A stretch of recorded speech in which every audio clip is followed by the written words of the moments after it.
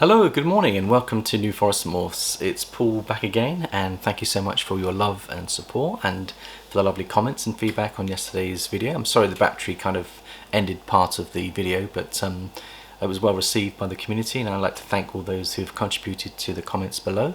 First, a big shout out to Adam to say thank you, Adam. Jared and Jess and the family are all doing a lot better. I'm hoping that they'll be healthy and happy for Christmas, and that's the plan. We've got a massive family gathering that we're bringing together, and a health issue like this can sometimes put a spanner in the works, so we're hoping that they'll be back to health before Christmas, and we'll be able to have a lovely family time. So thank you, Adam. Thank you also to Stephen and Courtney at Levian Snakes, who have really expressed their appreciation for yesterday's video. I think they enjoyed it and found it very informative, so thank you to them. And also I wanted to just say thank you to Joe, because Joe also commented on the video. He liked the video on mentoring. He thought it was a great way of kind of emphasizing the importance of having a mentor. And I think Joe and I are both on similar journeys, in the sense that although Joe's been doing this a lot longer than me, we both have a similar mindset in terms of wanting to work with our mentors and build that relationship. So I'd like to thank Joe and for your comments as well. So today we're going to just finish off the benefits and the values of having a mentor, and I wanted to talk about a specific case here, which was Justin and Miguel. Now Justin at Canova, Justin Cabolca, and also we've got Miguel at Always Evolving Pythons. So let's just have a look and see the kind of, if we study their relationship and we study where they went with their focus, let's just see some of the blessings that have come into their, if you like, their joint venture together. So in the first instance, I think you're looking at access to high-end snakes. So I think from Miguel's perspective, when he started building that relationship with Justin, he obviously would have picked up the phone and said to Justin, I really want to get into this project. Now, I think Miguel's got a business. He's run businesses before. I know he loves his cars, he loves his gym business, and I think he's been very successful in previous businesses. So it was very interesting. 3 or 4 years ago, Miguel felt inspired to launch into the ball python business, parallel to his gym business. Now that was such a shrewd move, because as an accountant I've got various clients that are in the gym business, and during COVID you can imagine that a lot of the gyms have been shut, and their income stream has literally dried up, and it's been a very tough 2 years for anyone in the entertainment and catering businesses. They've all struggled to keep their businesses afloat. And so I think one of the blessings that Miguel had is that when he felt inspired to launch his new business, he was saying in one of his videos that it was, with hindsight, it was probably one of the best things he could have done, because the gym business took a downturn and the ball python business picked up, which leads me nicely onto the market, because there's been a massive growth in the pet market during COVID. I think I've done some statistical analysis. I'll see if I can find some stats for you, but I think in the UK the pet business, the pet trade, has grown 30% during COVID, and I think, let me see if I can find some stats. Yeah, I think it's 30%, and in the US it's been very similar as well, and all around the world. Now I'm just going to see if I can find some stats to share with you, which I was just looking at. Well, here we go. We've got 3.2 million pets were bought in the UK during lockdown, and that was a 20% growth from the previous year. So we had 14 million a year pets being purchased, growing to 17.2 million. So that's a 3.2 million pets had actually increased in number. That's a massive rise of 20%. 74% of those that actually bought the pets said that it helped their mental health. And tomorrow we're going to be talking about how our snakes help our mental well-being. We're also going to be talking about how various organisations in the UK use snake and animal therapy to help people with severe mental health issues. And I wanted to just highlight a few of the blessings that come from our snakes, which not only helps us but also helps people with some serious issues. And that's a nice topic for tomorrow, so please join us tomorrow for that. But also looking at the number of items, I think in the US there was $99 billion spent on all things pet. It's a massive market, $99 billion, that's a lot of money. And I think in the US they had at least 10% growth in the pet market during COVID. Reptile products, they're saying, the forecast in the US is they reckon it'll grow 30% in the next 3 to 5 years, which is very good growth, going from $495 million in 2019, and the forecast is it to grow to $650 million by 2024. So this is a growing market. This is an area where those of us that have got into the ball python market will see great benefits, because if that is the case and the growth is going to happen, a lot of our snakes are going to find a nice home, because the demand will probably outstrip the supply in the long term. And particularly with social media, I think more and more people will get into reptiles and ball pythons particularly. So I think it's very interesting to see where the market's going. Now, coming back to Justin and Miguel, so obviously Miguel got access to high-end snakes from Justin.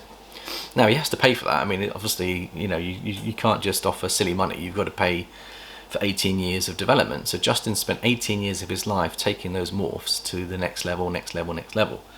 So if you've got the finances and you've got the ability, one way of actually getting into the hobby at the high end is to actually connect with the top breeders and actually buy maybe a smaller collection but higher end snakes, which I think is a good strategy if you want to.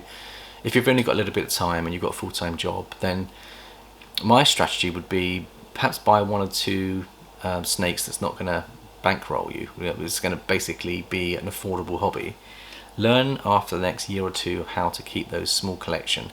Learn the husbandry, because the one thing you don't want to do is commit a lot of money to a high-end snake and then you're making lots of mistakes and the health of the snake goes downhill. It doesn't breed for you. You end up with medical issues. You end up spending a lot with the vet and you're thinking to yourself, this is a lot harder than I thought.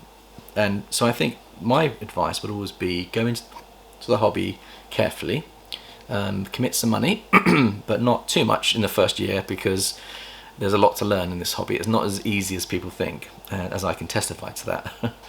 So that would be one benefit for the mentoring relationship. The other thing that happened was that the natural process of Miguel working with Justin is that Justin would give full support to all the people that buy snakes off him. So he then is also not only just buying a snake, he's also buying into access to knowledge, support, and ideas and thoughts on how best to set up his facility, and also gaining a vision of what he could achieve. And if you're seeing a top person in the industry, you're visiting their facility, you're seeing their systems, you're seeing what they're doing, you're also gaining knowledge all the time, because you're actually seeing how an evolved setup, an evolved facility. I think Justin's been through at least 4 different facilities in 18 years.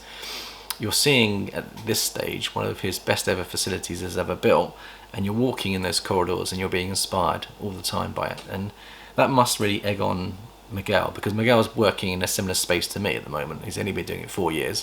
So in theory, if I could get Miguel's quality into my breeding couples, it would be in theory possible to generate good income off this going forwards. Now obviously from my perspective, I've come in with a much lower budget. I've bought lower end snakes, but I'm going for the long game here. I like the idea of creating rather than buying anyway, because it's fun making your first Batman.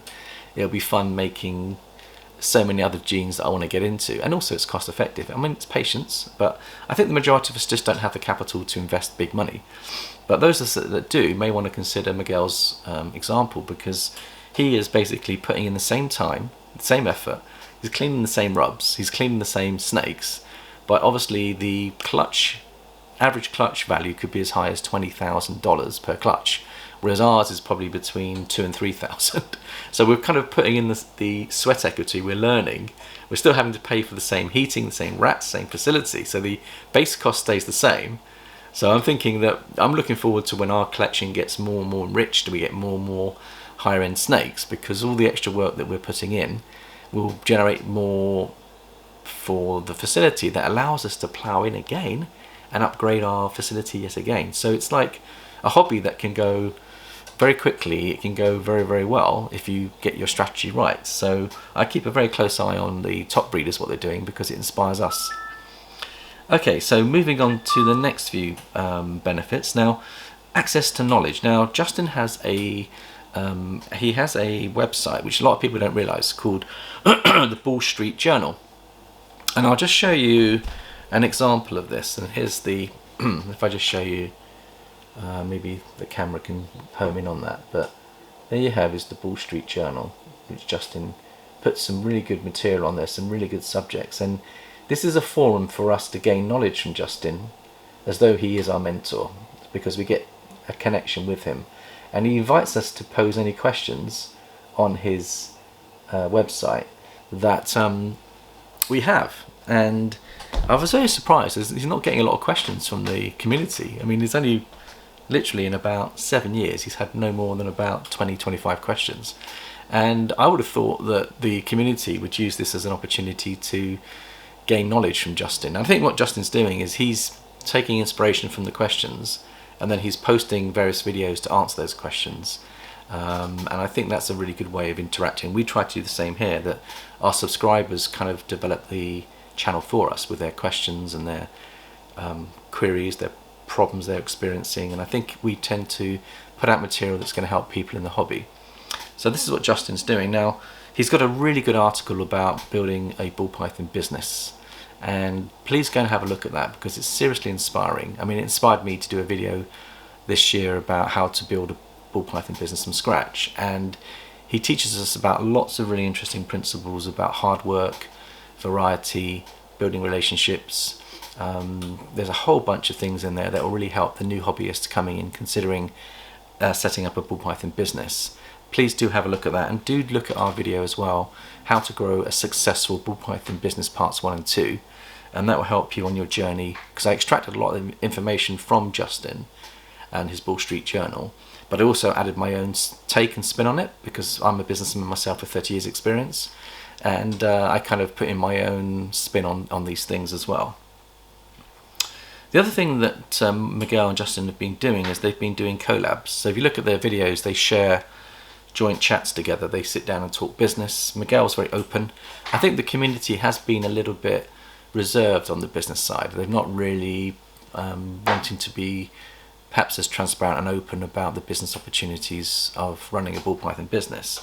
Miguel's a breath of fresh air for me, because he goes in, he sees it as he sees it, he says what he says, and he talks very openly about business, which I think there's, as long as the business is done ethically, I think there's absolutely no reason why we shouldn't talk openly about growing a ball python breeding business.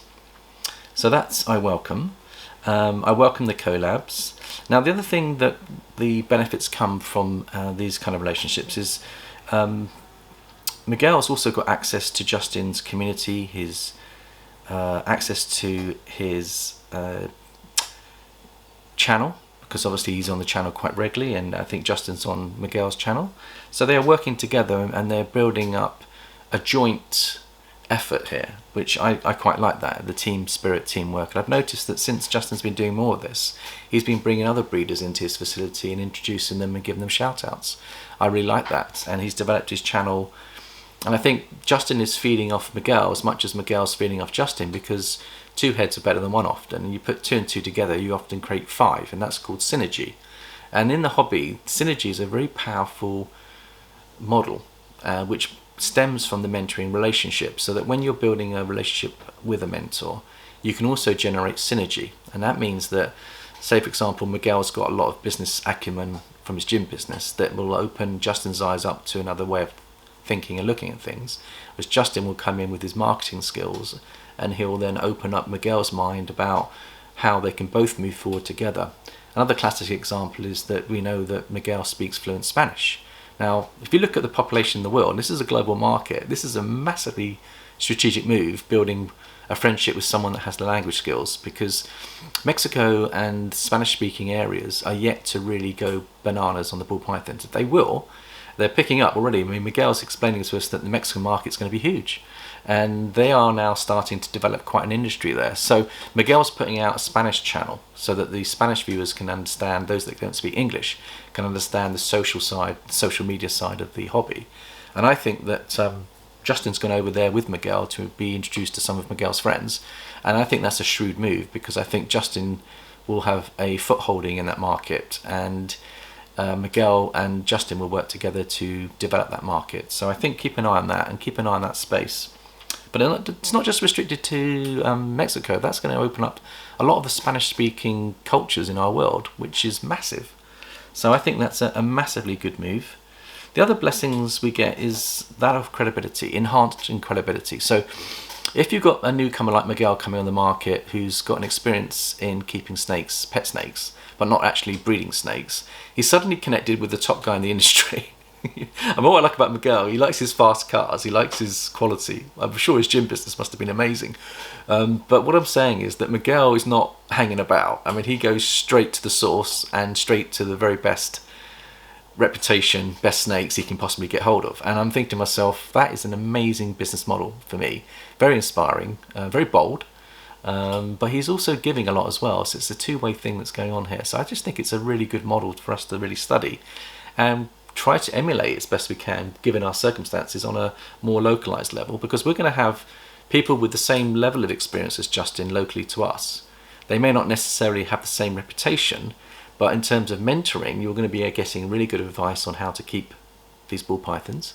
And I think we can feed off the YouTube channels so that we can feel as though Justin's teaching us and taking us on a similar journey. By seeing how he's taking Miguel on a journey, he could be taking us equally if we keep focused on what's going on there. So I do think it's a really good thing to do if you really want to be successful, is to study what other people are doing. Not necessarily copy them, but learn from what their strategies are, and I'm very interested in that. So enhanced credibility, enhanced reputation. So Miguel's reputation and credibility has gone from 0 when he first started to very, very high, highly respected, highly loved in the industry. Now, everyone will have opponents, and every successful business has an opposition. And I found that with my fishing channel, very successful in my fishing. And always, there's a dark side to every single aspect of life. And that features, jealousy kicks in, attacks kick in, criticisms kick in. But I do like the way both Justin and Miguel handle that. They rise above it. They don't let themselves get dragged into massive debates, and Miguel's got this really funny way. It makes me laugh when he speaks openly on his channel about the big dogs out there that are trying to pull him down, and he just basically I think he wants to beat a few of these guys, and it does make me chuckle a little bit. But I do like the way that he doesn't allow the negative energy of the hobby to bring him down. In actual fact, it probably fuels him more, as it fuels me. Now luckily we've not had a lot of opposition on our channel, but it does fuel me to go deeper and further into the hobby when I feel opposition. It's just my nature. When someone opposes me, it fuels me more. And I think we can look at obstacles as two things. You know, something that's put in front of us we're not expecting can either be an obstacle that can trip us up, or we can look at it as a stepping stone or a launch pad to something better. And I guess that's my thought for the day, is that when you are feeling opposition, it isn't necessarily all bad news. It actually could well be the very making of us. In fact, I believe it is, and that's part of the reason why we go through it. Just as a person going to the gym will have to have resistance and weights to get strong, life is full of these challenges to make us stronger and to make us fitter for our future prospects, and also be more sensitive to other people's needs who are going through similar problems and struggles, and we can lift each other as a community. So we'll get onto that tomorrow, a bit about the mental health, but I'm very keen to want to discuss this with a lot of you guys out there who've experienced opposition yourselves and been pushed back so much. And I think we need to be pulled together and actually take a grip of this and actually help others to lift them out of their attacks and actually see things much, much differently. Okay, so we talked about enhanced credibility, reputation. I like to use the word building off the shoulders of successful people in the past. So Miguel was teaching us a principle that you can build off the shoulders of others that have gone before. So the Justin Cabelkas in life have got wide, strong shoulders that we can build off. We talked about synergy, joint projects. We talked about trips to Mexico and how that interplays into the marketing. Social media, Patreon. Now I've noticed that since Miguel and Justin got together, they are now doing, both of them are doing their own Patreon accounts where they are very generous, where you can actually join their Patreon accounts for a monthly fee at different levels, and you get different benefits: more access to more knowledge, more access to snakes, more access to the synergy that's being created in the community. And I think that's where the future is going to be going, where I think from our channel, because we're quite new, I do really want to make this information free to everybody. I don't want to be saying to our subscribers, right now you've got to charge you £5 a month if you want to continue to see our channel.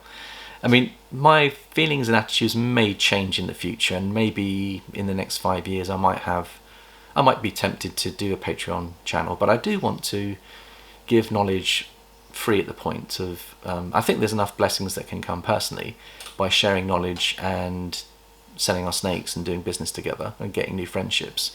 But I do understand that when you get very big and popular, and you want to give focus to perhaps some of your most dedicated followers, I completely understand and respect what they're both doing there.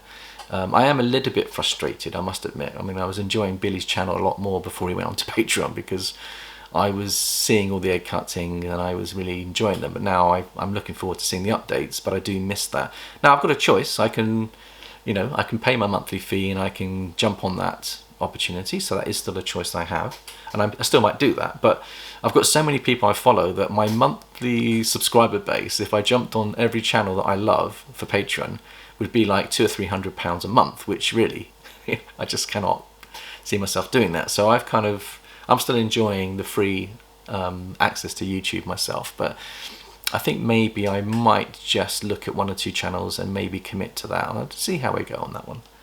But I'd be interested to get your views on it, whether you think it's helping you out being on only Patreon channels, or whether you prefer everything to be, as usual, free on YouTube. But it'd be interesting to get your views.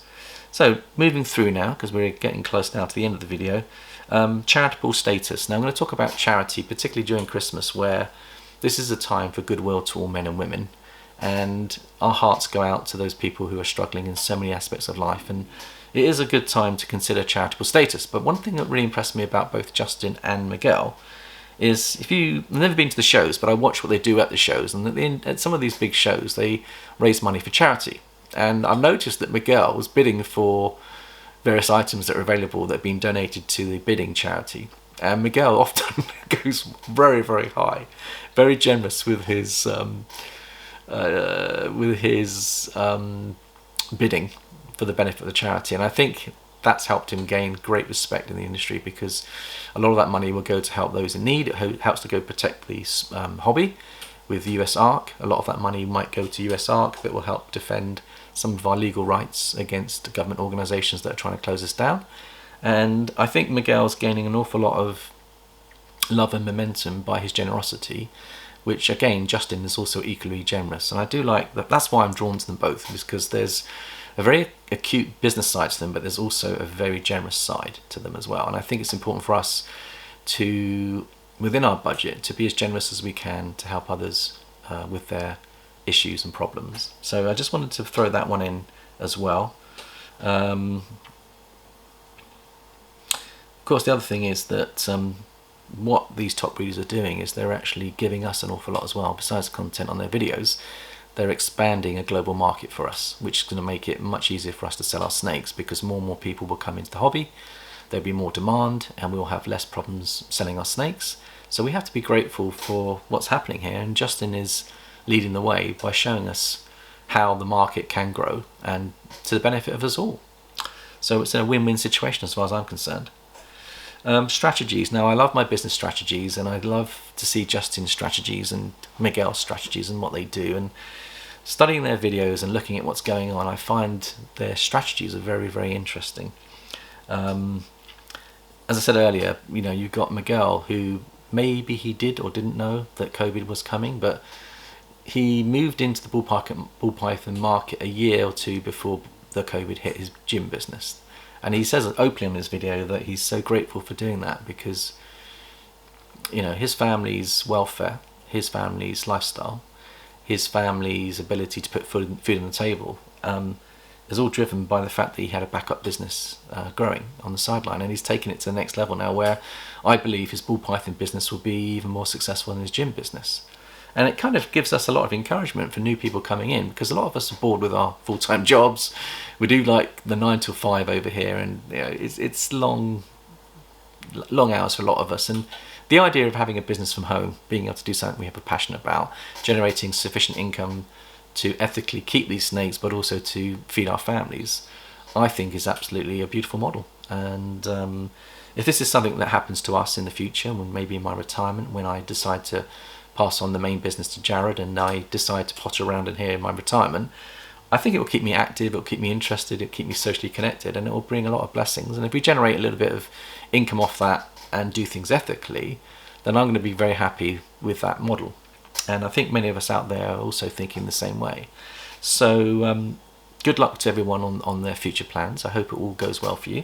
So just to sum up, we've only got a couple of other points, blessings, before we close down. Inspiring new hobbyists. So I think seeing Miguel's journey 3 to 5 years is a huge inspiration to newcomers into the hobby. It is very much a level playing field, subject to our budgets. But I do think that we can get into this on a small level, get some high-end snakes in when we know what we're good with our husbandry, and start to generate really good value clutches that we can plough back in and expand our operations. So I do think if we take the right approach, that there is a great opportunity for us all to really have something very special growing on the sideline. And if it gets to the point where it gets so strong that we can give up our full-time work, or maybe another idea is to phase out of our full-time work and maybe do part-time or consultation work, and then have the other businesses growing to pick up the slack, might be a good strategy. So inspiring others to get into the hobby and to grow is really good. And then the last thing I'm going to talk about is overcoming opposition, which is Miguel has shown us how he handles opposition. I have my own way of handling opposition, but I think it can be done right and it can be done well. So we will have opposition as we grow our channels and grow our businesses, but there's a way of handling it, and there's a way of getting over it and being able to help others maybe change their attitudes and change their thought process. So I think that's about it for today. I'm going to finish with a snake, because it would be wrong of me not to talk about some behavior. And I'm going to show you one of Justin's snakes, his top video on his channel. And before I do that, I'm just going to show you my favorite article on his bull street python. If you look at that one there, I don't know if you can see that, but can you see there's a whole assortment of varied snakes in his clutch, and he's talking about how to build a successful bull python business. Please go and have a look at that. That'll be something which I got a lot of benefit from. And then let me just see if I can find Justin's top video, which I think I have here, which I think's got 300,000 views. And here it is.